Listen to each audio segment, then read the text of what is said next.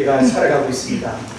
시대가 변하면 변할수록 세상이 우리에게 요구하는 것은 유능함의 그 능력을 가진 사람을 원합니다. 우리는 AI 시대, 그래서 인공지능과 또 물질 만능, 과학 만능, 그래서 우리 인간의 잠재력의 능력이 이루어 놓은 수많은 문명의 이기들이 우리의 모든 필요와 문제들을 이렇게 대신하고 해결하는 그런 시대를 살아가고 있습니다. 그러면서 점점 더 우리에게 요구되는 것이 뭔가 하면 사람의 유능함에 대한 요구들이 점점 거세지고 있다라고 하는 사실을 생각해 봅니다. 지식이 범람하고 또 특별한 어떤 능력을 이렇게 우리가 갖지 아니하면 세상에서 도태될 수밖에 없는 것이 현실이고, 그래서 남녀노소 누구를 불문하고 우리가 함께 어울리고 또 세상에서 우리가 살아가려면 우리의 유능함이 끊임없이 인정받고 또 요구된다라고 하는 것이 분명한 사실입니다. 여러분은 세상에서 무능함으로 평가되어집니까? 아니면 유능한 사람으로 인정을 받습니까? 우리가 다양한 사람들과의 어떤 만남과 또 어떤 조직 안에서 우리는 우리가 가진 능력으로 평가되어집니다. 그래서 만남에 있어서도 상대방에게 나와의 이 만남이 유익하고 필요하면 나를 유능한 친구로 인정하지만 만나도 별로 소용이 없는 그런 친구들은 더 이상 친구가 될 수 없는 이런 문제들이 있게 되죠. 또 우리가 직장 생활에서도 마찬가지고 사업에서도 유능한 자만이 살아남고 유능한 사람을 끊임없이 찾는 그런 시대 환경 속에서 우리가 어디까지 유능할 수 있는가, 우리의 유능함은 과연 무엇으로 평가되어지는가라고 하는 이런 이제 의구심을 갖게 되는 것이죠. 그래서 오늘 저는 여러분과 함께 이 무능함의 문제들과 또 유능함의 문제들이 오늘 이 시대 가운데 어떻게 평가되어지고 우리 스스로는 과연 어떤 모습으로 인정을 받고 있는가라고 하는 부분을 우리가 살펴보면서 과연 우리는 하나님 앞에서 이 무능과 유능의 문제들을 어떻게 극복하고 하나님은 우리의 이런 문제들을 어떤 모습으로 살아가기를 원하는지 여러분이 생각하는 그런 시간 되기를 바랍니다. 복음서에 보면 십자가에 못 박히신 예수님을 향해서 대제사장들과 서기관들이 조롱하며 비난하는 내용을 우리가 보게 되죠. 뭐라고 비난하죠? 그가 남은 구원하였으되 자기는 구원할 수 없도다. 그래서 이 사람들의 관점에서 보면 십자가에 매달리신 그 예수는 무능의 극치였습니다. 저렇게 무능할 수 있는, 지난 몇 년간 수많은 사람들의 육신의 문제들을 해결해 주면서 수많은 사람들이 가는 곳곳마다 인산인해를 이루는 그런 광경을 보면서 그들이 놀라워하고 그 능력이 마지막 이 십자가 상에서도 뭔가 보여지길 원하는데 지금 그들이 바로 예수님을 향해서 그런 표현을 하고 있는 것입니다. 자, 그러면 과연 예수님은 자기 구원을 할 수 없는 분인가? 여러분 어떻게 생각합니까? 십자가에 지금 매달려 계신 예수님을 향해서 당시 종교 지도자들이 남은 구원하였으되 자기는 구원하지 못한다고 그 무능함에 아주 조롱과 비난을 하고 있습니다. 과연 예수님이 그 십자가에서 내려오지 못하고 십자가에 못 박혀 죽는 그 일이 과연 무능함의 모습인가? 이걸 오늘 우리가 좀 생각을 먼저 해야 될 것입니다. 우리가 먼저 생각해야 될 부분이 또 뭐가 있는가 하면 할 수 없는 것과 하지 않는 것은 다르다라고 하는 사실을 여러분이 알아야 됩니다. 할 수 없는 것과 하지 않는 것. 그러면 예수님은 십자가 상에서 내려오는 것, 할 수 없는 일입니까? 하지 않는 일인가요? 하지 않는 일이라는 사실을 우리는 이해하지 않습니까? 자, 그래서 할 수 없는 것은 무능입니다. 내가 뭘 하고 싶은데 할 수 있는 힘과 능력이 없어요. 이건 무능이에요. 그런데 하지 않은 것은 오히려 유능이다. 그래서 하지 않는 것은 힘을 컨트롤할 수 있을 때만 가능한 것입니다. 힘이 있다고 유능한 게 아니죠. 힘을 다루는 능력이 바로 유능입니다. 그래서 컨트롤되지 않는 힘은 폭력일 뿐입니다. 자, 우리 부부간에도 보면 객관적으로 남자의 힘이 더 세죠. 근데 남자의 힘이 더 있다고 해가지고 아내를 마음에 안 든다고, 예? 밉다고 늘 이렇게 쥐어받고 부부간에도 뭐 그런 폭력적인 일들이 늘 심심찮게 일어날 뉴스를 접하니까, 만약에 그렇다고 한다면 그 남편은 무능일까요? 유능일까요? 무능이에요. 예? 남자가 가지고 있는 그 힘을 연약한 여자를 보호하고 가족을 보호하는 데 쓰지 아니하고 그 폭력적으로 그 힘을 과시하고 남용한다고 한다면 그것은 유능이 아니라 무능이다라고 하는 사실이죠. 그래서 우리는 진짜 무능이 뭔지, 진짜 유능함이 무엇인지 이걸 우리가 잘 깨달아야 되는 것입니다. 그래서 유능은 힘을 다룰 줄 아는 사람에게 붙여지는 단어, 이게 바로 유능이에요. 예. 제가 만약에 지우랑 다툼이 일어났어요. 덩치를 보면 분명히 차이가 나지 않습니까? 그런데 밉다고, 말 안 듣는다고 이놈 하면서 그냥 머리 한 대 쥐어 박으면 이거는 무능이죠. 무능. 제가 아무리 힘이 있다고 해도 어린아이를 한 대 쥐어 박는 거는 이거는 무능이에요. 그런데 덩치 큰 상대방을 그 힘을 피해가고 이겨내면서 오히려 상대방을 내가 한 대 때렸다. 그럼 그것은 유능이죠. 그래서 우리는 이 무능과 유능의 이런 차이점을 기본적으로 이해할 수 있어야 되는 것입니다. 다시 말하면 예수님은 무능한 분도 교만한 분도 아니다라고 하는 사실이죠. 그래서 마태복음 26장 51절을 보면 말씀 한마디로 12군단 더 되는 천사를 부르실 수 있는 분이 누구예요? 예수님이에요. 예수님은 12군단 되는, 12군단이라고 하면 엄청나지 않습니까? 우리 군에서 보통 1개 사단이 한 12,000명 되는데 한 군단 하면은 거의 5, 6만 명 될까요? 거기에 12군단이니까 얼마나 많겠어요. 그죠? 그러니까 예수님의 능력을 여러분 과소평가하면 안 돼요. 예수님의 능력이라고 하는 것은 능력 그 자체이기 때문에 온 우주 만물을 창조하시는 능력뿐만 아니라 운행하시는 능력, 우리 인간을 창조하시고 우리 인간을 만드시고 우리 인간을 다스리는 능력까지 바로 주님에게 있는 줄을 믿습니다. 그런데 예수님은 십자가에서 못 내려오신 것이 아니라 우리를 사랑하셔서 내려오지 않으신 것이다 라고 하는 것입니다. 하나님의 구원을 성취하시기 위해서 자신의 유능을 조절하신 것입니다. 예수님이 우리에게 가르쳐 주시려는 것이 바로 이것입니다.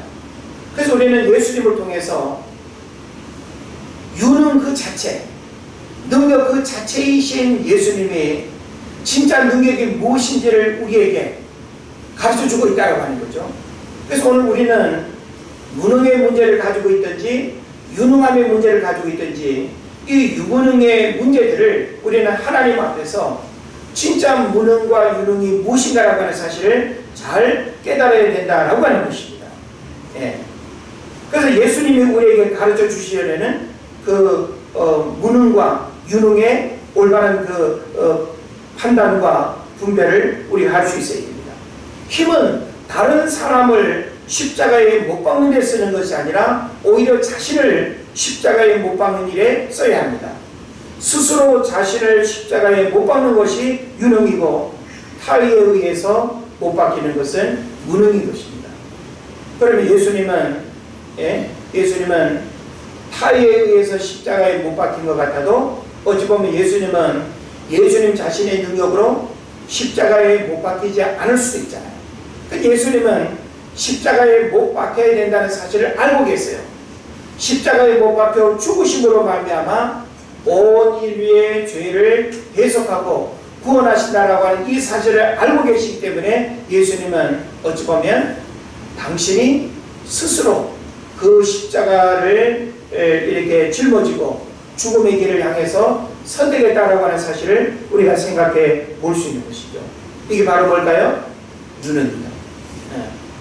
예수님은 십자가를 지지 않아도 될 능력이 있으신 분이에요.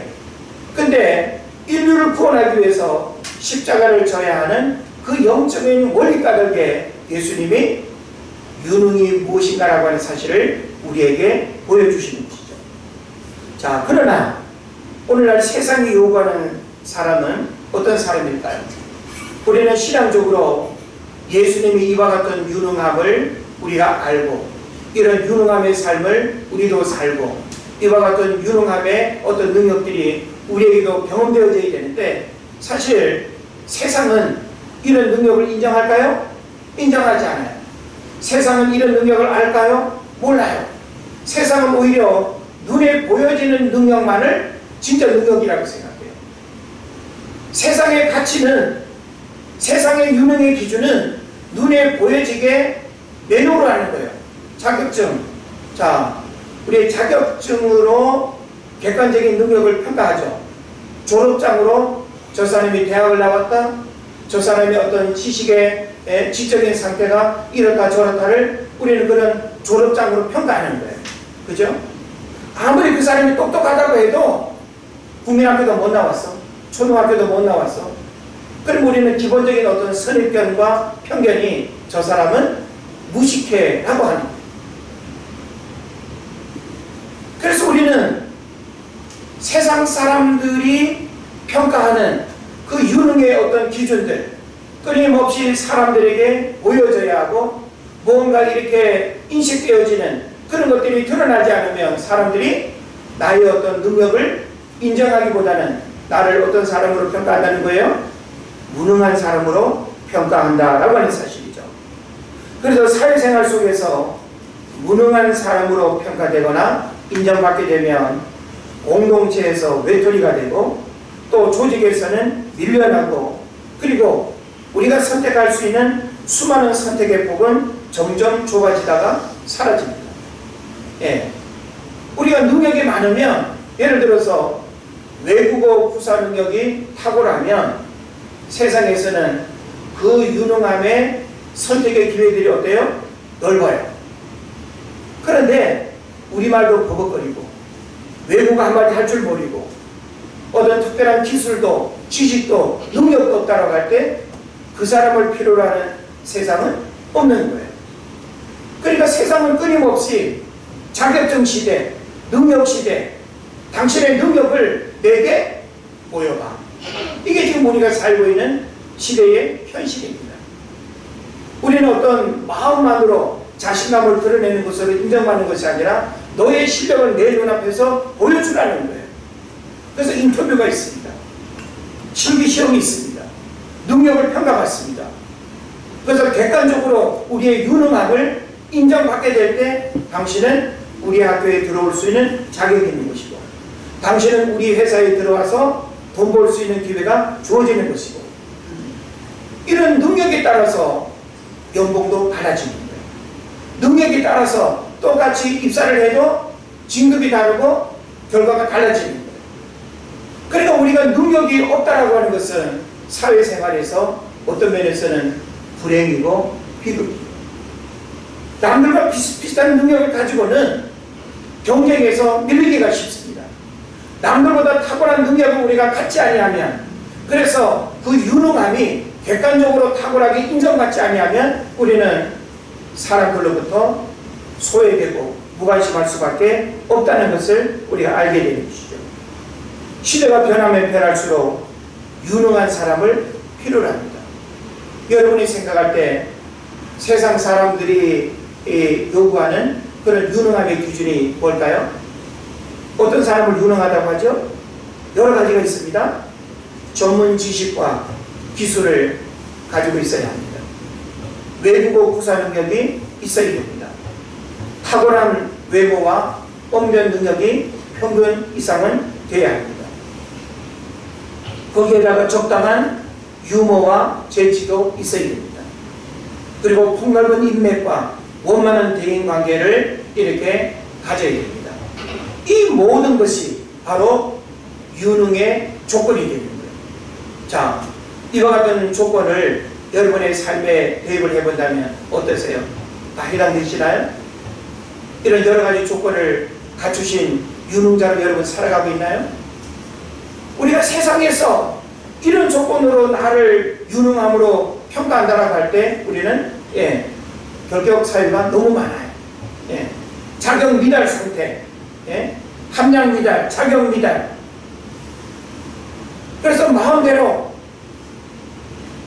우리의 꿈을 펼치기 어렵고 내가 하고 싶은 일들을 하기에는 너무나 많은 장애물들이 이런 유능함의 문제 앞에 우리가 쓰러지는 것입니다. 그런데 세상은 이 유능 수준에서 만족하지 않고 박학다식한 만능 엔터테인먼트를 찾는다는 것입니다. 그렇지 않습니까? 우리는 무능해서 조금 유능함을 가지고 있으면 사람들이 주목해요. 근데 요즘은 그 몇 가지의 유능함 상태로도 안 된다라고 하는 거예요. 그래서 무능에서 유능으로, 유능에서 만능으로를 요구한다는 거예요. 만능이 뭡니까? 만능은 그야말로 다재다능하고 박학다식하고 어떤 미션이 주어져도 어떤 문제든지 다 해결하고 이런 사람들을 원한다는 거예요. 그런데 이런 능력을 갖기가 우리가 쉽지 않죠. 그러다 보니까 인공지능, AI가 인간의 이런 부족함의 문제, 우리 인간의 한계를 가지고 있는 이런 문제들을 AI가 다 차지해버리는 거예요. 그러면 우리 인간이 설 자리가 점점 더 밀려나게 되죠. 그럼 우리 인간에게 더 많은 것들을 요구해도 인공지능을 능가할 만한 그런 능력이 우리에게는 부족한 거예요. 그런 면에서 점점 더 어려운 삶을 살아갈 수밖에 없고 점점 더 살기 어려운 그런 시대를 우리가 맞이했다라고 하는 것이 현실입니다. 그렇다면 어떻게 해야 될까요? 무능에서 유능으로, 유능에서 무능으로, 이것을 세상이 우리에게 요구하는데 과연 이런 능력을 가진 능력자들이 얼마나 있겠는가라고 하는 거예요. 우리가 그러하지 못합니다. 이런 능력자, 이런 유능과 만능의 조건을 갖추기 위해서 우리가 아무리 힘쓰고 애써도 결코 만족할 수가 없다라고 하는 것입니다. 그래서 성경은 이런 우리의 현실과 이런 우리의 모습을 정확하게 언급하고 있습니다. 본문 26절을 보십시오. 본문 26절을 보면 형제들아 너희를 부르심을 보라 그랬죠. 그러면서 육체를 따라 지혜로운 자가 많지 아니하며 능한 자가 많지 아니하며 문벌 좋은 자가 많지 아니하도다. 지금 이 26절의 이 내용은 뭘까요? 세상 사람들이 요구하는 그런 유능자의 조건인데 하나님은 알고 계셔요. 자, 이런 유능자가 많다는 거예요? 적다는 거예요?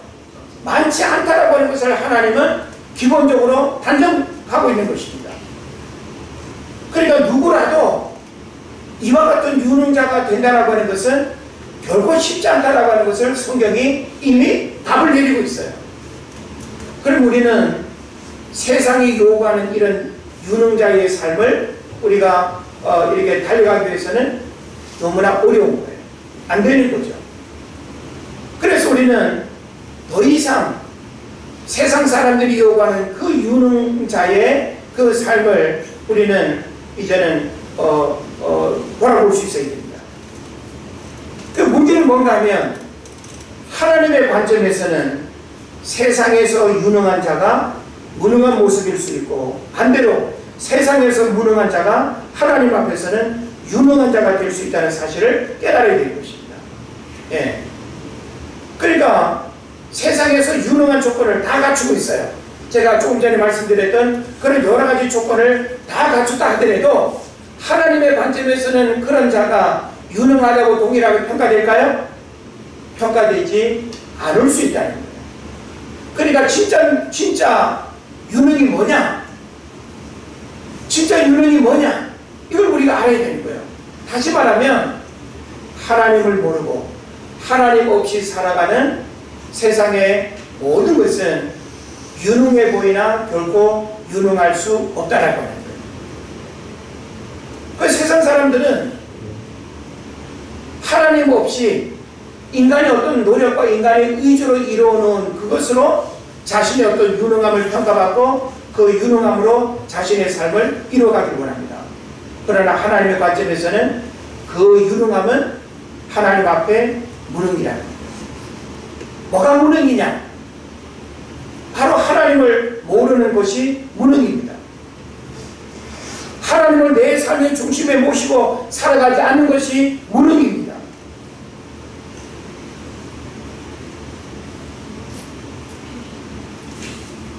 오늘 본문 27절, 29절 말씀을 우리가 좀 같이 보면요. 하나님께서 세상의 미련한 것들을 택하사 그랬어요. 자, 세상의 미련한 것들을 택하사 무능한 자들입니까? 유능한 자들입니까? 예? 무능한 자들이죠. 그죠? 자, 하나님은 세상의 미련한 것들을 택하사 무능한 자들을 택하사 지혜 있는 자들을 부끄럽게 하려 하신다 그랬어요. 여기서 지혜 있는 자들은 누굴까요? 유능한 자가 되겠죠. 예? 유능한 자들을 부끄럽게 하신다는 거예요. 이게 바로 하나님의 의도고 하나님의 방법이고 하나님의 하시는 일입니다. 그리고 세상에 약한 것들을 택하사, 세상에 약한 것들은 무능한 자예요? 유능한 자예요? 무능한 자죠. 세상에 약한 것들은 분명히 무능한 자예요. 그런데 하나님은 세상에 약한 것들을 택해서 어떻게 해요? 강한 것들을 부끄럽게 한다 그랬어요. 여기서 강한 것들은 뭐예요? 유능한 자죠. 예? 힘 있다고 강하다고 생각하는 이런 유능한 자들을 하나님은 부끄럽게 한다는 거예요. 또 하나님께서 세상의 천한 것들과 멸시받는 것들과 없는 것들을 택하사, 이건 세상에서 어떤 자들이죠? 예? 대답 좀 크게 하세요. 무능한 자들이죠. 무능한 자들. 자, 그런데 이런 무능한 자들을 하나님께서 있는 것들을 헤아려 하신다. 그래서 역시 있는 것들은 유능한 자가 되는 것이죠. 그래서 성경은 지금 이 두 가지의 부분들을 정확하게 언급하고 있습니다. 세상에서 무능하다고 하는 자들을 하나님은 유능하게 바꾸신다는 거예요. 예? 오히려 반대로 세상에서 유능하다고 하는 자들은 하나님께서 어떻게 평가하셔요? 무능하다고 평가해요. 그러니까 우리가 세상에서 세상 사람들이 알아주는 그 어떤 유능함이 중요한 게 아니에요. 왜? 누구의 평가가 중요해요? 하나님. 사람의 평가가 아니라 하나님의 평가가 중요한 거예요. 하나님이 나를 무능하다고 하면 진짜 무능한 거예요. 그런데 하나님이 나를 유능하다고 하면 그 어떤 사람이 나를 뭐라고 말하든 하나님이 유능하다고 하면 내가 유능한 거예요. 우리는 세상을 어떤 모습으로 살아가야 되는가 하면 하나님이 나를 평가하시는 걸로 살아가야 돼요. 예? 하나님이 여러분을 유능하다고 하는데 여러분 자신이 무능하다고 생각한다든지 사람들이 나를 무능하다고 하는 거에 위축되어 가지고 자신을 부정적인 인간으로 전락한다든지 불행한 어떤 인생을 살아간다는 것은 대단히 안타까운 것입니다. 그래서 오늘 성경에 뭘 말씀합니까? 이는 아무 육체도 하나님 앞에서 자랑하지 못하게 하려 하십니다. 이거 뭘 의미합니까? 세상의 유능함을 하나님 앞에서 자랑하면 된다, 안 된다? 안 된다, 안 된다. 예? 우리는 교회 밖에서 자랑하고 싶은 무언가가 있죠. 집안 배경 자랑하는 사람도 있습니다. 자신의 어떤 학벌을 자랑하는 사람도 있습니다. 자신의 사회적인 지위와 신분을 자랑하는 사람도 있습니다. 왜 자랑할까요? 나 유능하다는 거죠. 나 이런 사람이야. 나 이런 걸 가졌고 이런 신분의 사람이고 나 세상에서 나 알아주고 인기 있고 유능하다는 거예요.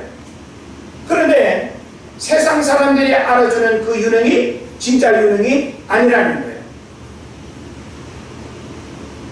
하나님 앞에 자랑할 수 없는 그것은 진짜 유능이 아니라는 것이죠. 오직 하나님만이 무능과 유능을 판단하시는 분입니다. 우리는 우리들 스스로가 자신의 유무능을 판단해서도 안 돼요. 여러분의 유무능을 여러분은 어떻게 판단합니까? 어떤 기준으로 여러분이 나는 유능하다, 나는 무능하다, 여러분 무엇으로 자신을 판단합니까? 거울 앞에서 괜찮아 보이는 그 이미지로 여러분 그렇게 하시나요? 내가 가방끈이 좀 길다라고 하는 그 어떤 자격증, 졸업장 그 하나만으로 여러분 자신을 유능하다고 그렇게 자화자찬하시나요? 아니에요. 우리는 우리가 유능하다고 생각하는 그것을 나보다 더 나은 사람 만나면 어떻게 될까요? 쫄게 돼요. 나보다 더 유능한 사람을 만나게 되면 내가 유능하다고 착각한 그것이 얼마나 무능하게 여겨지는지 몰라요. 그러므로 우리는 세상의 기준으로 유능함을 자랑하려고 해서는 안 된다는 것입니다. 오늘날 많은 사람들이 세상의 가치에 취해 있습니다. 세상의 가치 기준으로 자신의 능력을 판단하고 인정받고 그걸 자랑합니다. 그런데 하나님은 알아주질 않아요. 너의 그 모든 육체의 어떤 자랑들 하나님 앞에서 자랑할 가치도 없다라고 이렇게 말씀하시는 거죠. 그래서 우리는 우리 스스로가 무능하다고 해서 위축될 필요도 없고 자기 비관이나 자신을 평가절하할 필요도 없으며 또 유능하다고 해서 교만하거나 자만하거나 최고라고 생각하는 우월감에 빠져서도 안 되는 것입니다. 왜? 아직 하나님이 나를 유능과 무능으로 판단하지도 않았는데 나 스스로가 잘못된 우월감이나 잘못된 패배감이나 잘못된 열등감에 빠져가지고 자기 스스로를 우월하다고 생각한다든지 무능하다고 그렇게 착각해서는 안 된다는 것입니다. 그래서 이 유무능의 문제는 우리 스스로의 판단 기준도 아니고 사람으로부터 우리가 받는 판단 기준도 아니고 오직 하나님만이 우리의 유능과 무능은 하나님만이 판단하신다. 아멘. 할렐루야. 예. 그래서 오늘 30절, 31절을 우리가 이제 만나게 되는데 아주 중요한 말씀입니다. 자, 30절, 31절. 너희는 하나님으로부터 나서 그리스도 예수 안에 있고 예수는 하나님으로부터 나와서 우리에게 뭘 주셔요? 지혜와 의로움과 거룩함과 구원함이 되셨으니 기록된 바 자랑하는 자는 주 안에서 자랑하라 함과 같게 하게 합니다. 우리는 뭘 자랑해야 돼요? 이 네 가지의 요소와 조건을 우리가 자랑해야 돼요. 이제 우리가 여러분과 함께 아주 중요한 말씀의 이제 핵심들을 살피게 될 텐데 하나님이 보시는 유능이 무엇인가라고 하는 거죠. 하나님이 보시는 유능은 세상 기준으로 인정받는 그 유능함이 아니라 예수님을 통해서 우리가 누리고 경험하게 되는 것이 진짜 유능이라는 거죠. 예? 그래서 하나님으로부터 주어지는 것을 누리는 사람이 진짜 유능한 사람입니다. 그래서 오늘 성경에 보면 네 가지를 지금 언급하고 있어요. 그 네 가지의 첫째가 뭐죠? 지혜. 두 번째는 의로움. 그리고 거룩함, 구원함. 이 네 가지의 요소와 조건, 이것을 여러분이 경험하고 이 네 가지의 요소를 누리고 사는 사람이라고 한다면 세상 사람들이 이야기하는 그 유능함의 조건과 자격을 여러분이 갖고 있지 않아도 좀 부족해도 하나님은 여러분을 유능하다고 판단하신다. 아멘. 네. 믿습니까? 아멘. 먼저 우리가 이 지혜를 살펴봅시다. 지혜가 뭘까요? 지혜는 지식과 다른 거예요. 자, 성경에서 참 지혜자 되시는 누구를 말씀하죠? 예수님. 예? 그래서 하나님과 예수님 자신이 바로 지혜자가 되는 거예요. 예? 그래서 우리 인간은 하나님을 아는 것이 지혜의 근본이고 지식의 근본입니다. 할렐루야? 예. 그래서 우리 사도 바울도 보게 되면 하나님을 아는 지식이 어떤 지식이라고요? 가장 고상한 지식이다. 가장 고상한 지식이다. 예? 세상에 그 어떤 석박사 학위를 받고 공부를 했다 할지라도 하나님을 아는 지식과는 비교할 수 없는 거예요. 하나님을 아는 지식이 가장 고상한 지식이라고 성경이 말하고 있습니다. 그래서 우리는 하나님을 아는 지혜, 모든 지식의 근본이 되는 하나님을 아는 삶, 이것이 바로 유능한 자의 모습임을 우리에게 말해주고 있습니다. 오늘날 세상 사람들이 화려한 자신의 이력과 스펙을 자랑합니다. 종이 한 장에 다 담을 수도 없을 만큼 화려한 이력을 가지고 있다 할지라도 하나님을 모르는, 하나님을 아는 지혜가 없다고 한다면 그 사람은 유능한 사람이 아니라 어떤 사람? 무능한 사람. 그러니까 우리는 하나님이 인정하는 유능자가 돼야지, 하나님이 무능하다고 평가되어지는 그 사람은 아무리 세상에 어떤 자격과 조건을 갖췄다 하더라도 그 사람은 유능자가 아니라는 것입니다. 그래서 지혜이신 예수님은 스스로 의로움과 거룩함과 후속함이 되실 뿐 아니라 성도들로 하여금 의로움과 거룩함과 후속함을 이루시는 분이 되는 것입니다. 그래서 우리는 주님으로부터 지혜를 얻고 주님의 지혜로 살아가고 그 지혜가 우리 삶의 모든 어려움의 문제들을 풀어내는 능력이 되고 열쇠가 되는 줄로 믿습니다. 예. 여러분, 우리가 세상을 살아가는 데 있어서는 지혜가 필요할까요? 지식이 필요할까요? 지식이 필요해요. 여러분, 4년제 대학을 어떤 전공을 선택해서 공부하고 졸업하면 그 공부한 전공 지식이 효용 가치가 얼마 가는지 압니까? 졸업하자마자 끝나요. 끊임없이 업그레이드 하지 않고 끊임없이 새로운 지식을 습득하지 않으면 대학을 나왔다라고 하는 그 지식 가지고는 써먹을 데가 없어요. 예? 자, 여러분이 알고 있는 지식으로 돈을 벌 수 있는 능력이 여러분 얼마나 된다고 생각하십니까? 세상의 어려운 문제들을 풀어낼 수 있는 그 능력이 얼마나 된다고 생각하십니까? 안 됩니다.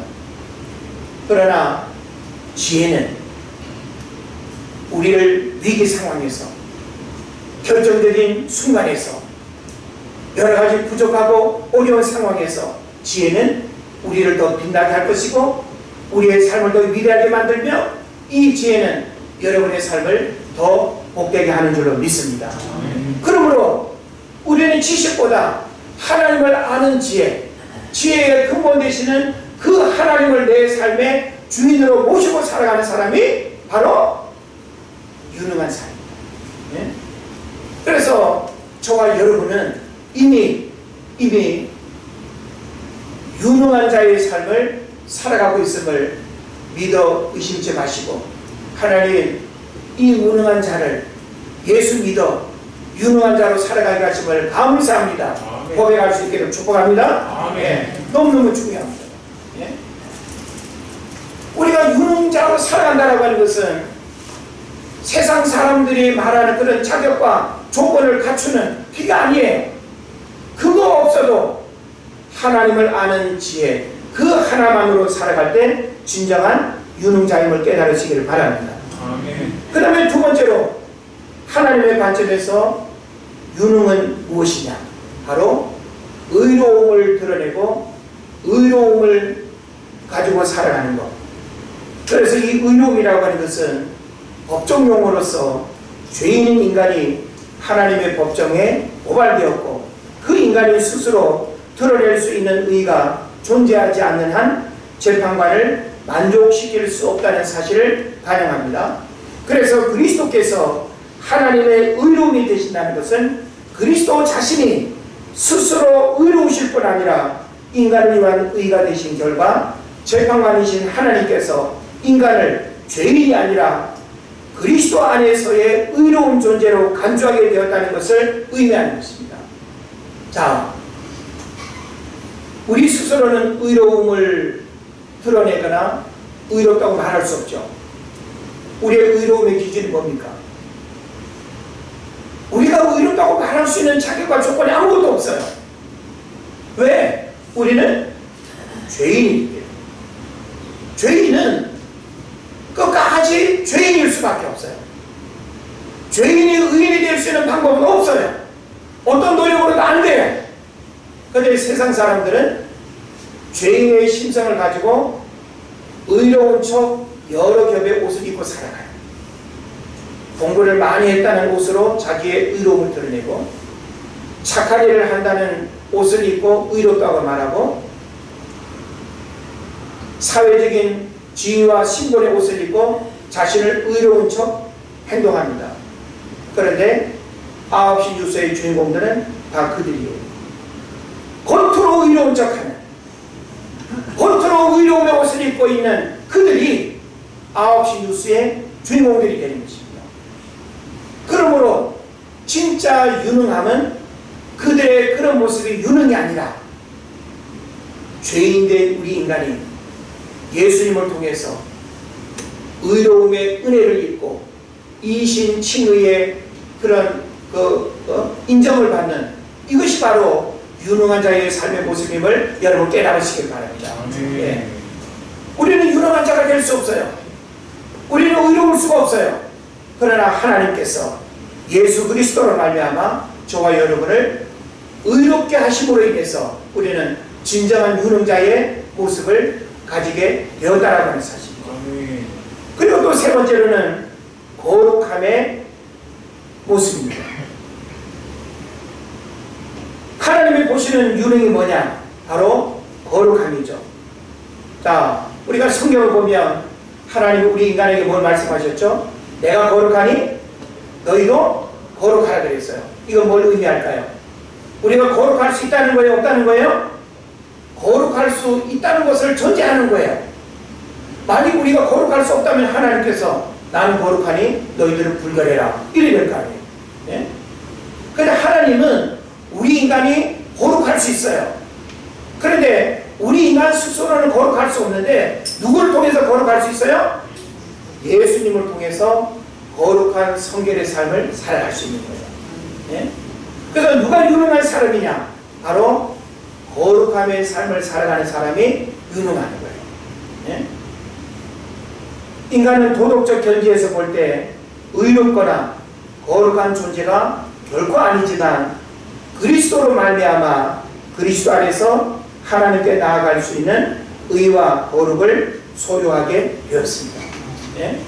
그래서 우리는 우리 스스로가 거룩할 수 없다라고 하는 이 분명한 자기인식, 그래서 하나님께서 저와 여러분을 예수님을 통해서 유능한 자로 바꿔주시는 그 거룩함의 삶을 우리에게 허락하셨다라고 하는 것은 얼마나 놀라운 일인지 모르는 것입니다. 그 다음에 마지막으로 이 구원함이죠. 구원함. 그래서 우리가 이전 성경에 보면 구속함이라고 이렇게 언급하고 있는데 여기서 구속이라고 하는 말이 뭘 의미하죠? 몸값을 치는 노예를 석방하는 것을 구속이라고 합니다.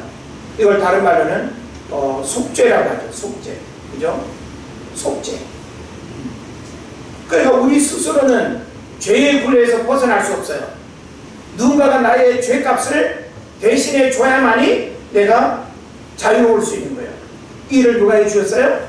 예수님이 해주셨다. 그래서 그리스도 예수 안에 있는 구속으로 말미암아 하나님의 은혜로 값없이 의롭다 하심을 얻은 자 되었느니라. 예. 그래서 우리가 구원받은 하나님의 백성으로 살아가는 이것이 유능이에요. 예.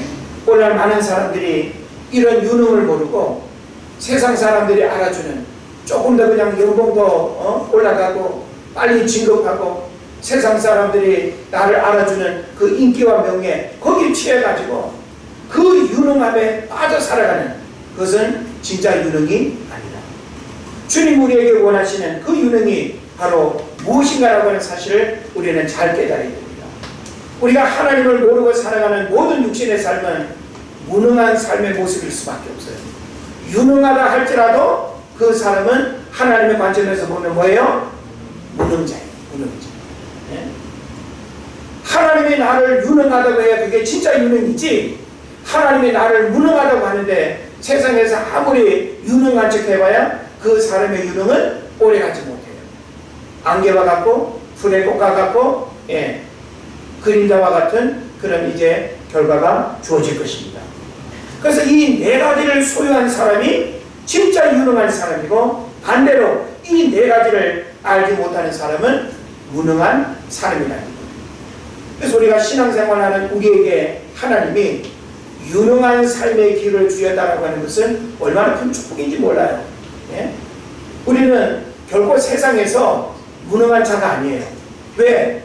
하나님이 나를 더 이상 무능한 자로 평가하지 않기 때문이에요. 예? 우리는 교회 안에서만 그러면 유능하고 교회 밖에서는 무능하냐? 아니에요. 하나님이 여러분을 더 이상 무능하지 않다고 하면 여러분은 어딜 가서도 유능한 자로 당당하게 살아갈 수 있는 줄로 믿습니다. 아멘. 그래서 우리의 믿음 생활이 얼마나 중요한지 몰라요. 우리의 믿음 생활은 하나님 앞에 유능한 자로 살아가는 아주 중요한 내용이 되는 것이죠. 이번 주 중에 특별 심야 기도회가 있었습니다. 지금까지 수년간 많은 특별 심야 기도회가 있었는데, 글쎄요, 하나님 저에게 금식할 수 있는 기회를 주시고 특심의 기회를 가져서인지는 몰라도 놀라운 일들이 많았습니다.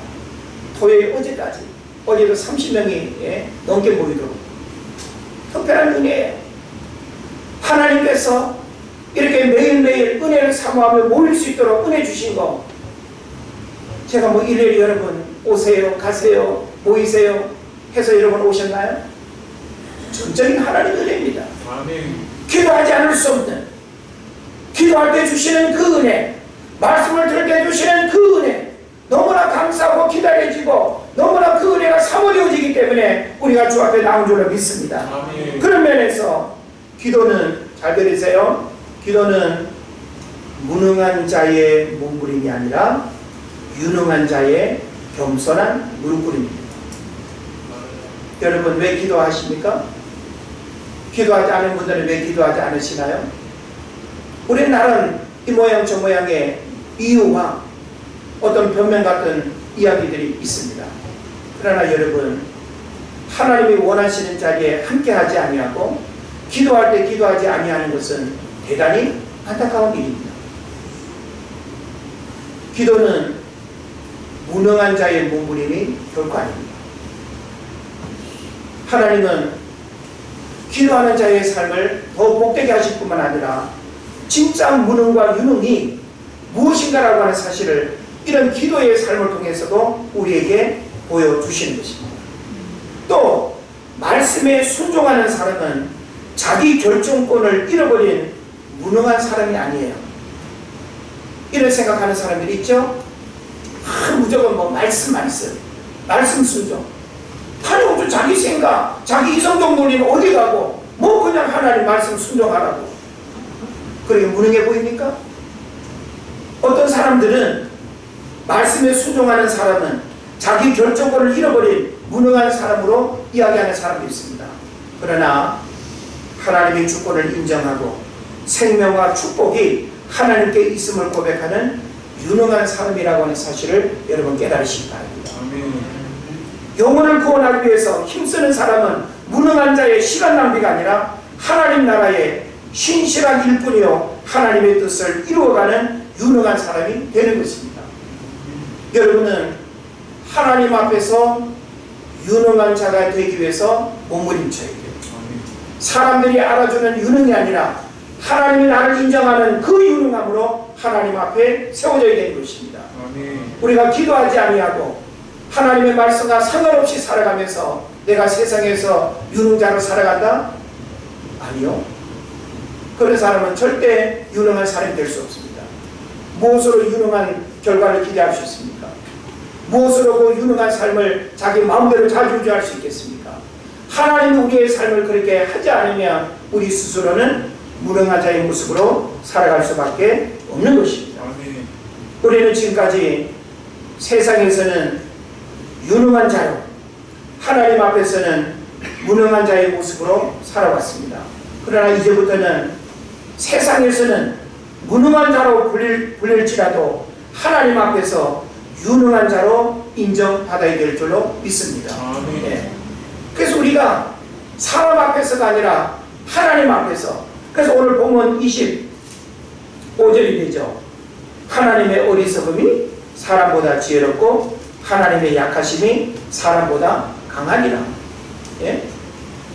하나님의 어리석음이 사람보다 지혜롭고 하나님의 약하심이 사람보다 강하다고 했습니다. 하나님이 인정하지 않는데 세상에서 아무리 강한 척, 아무리 잘난 척, 아무리 있는 척 해봐야 하나님과 비교할 수 없습니다. 하나님 우리를 인정하셔야 진짜 우리가 믿음의 승자로 살아가게 될 줄 믿습니다. 여러분 잘 들어보세요.